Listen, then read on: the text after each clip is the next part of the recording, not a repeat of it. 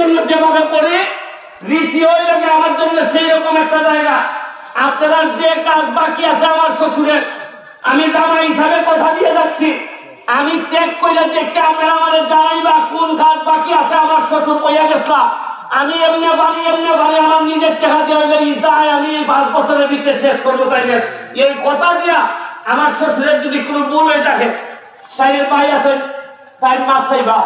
আমি জামাই হিসাবে আমি আল্লাহর রাস্তে আপনারা গেছো, আমি শুধু একজন শ্বশুর হিসাবে ওনারা দেখি না, একজন মানুষ হিসাবে আমি ওনার জন্য আপনাদের কাছে মাপ চাইয়ে যেতেছি।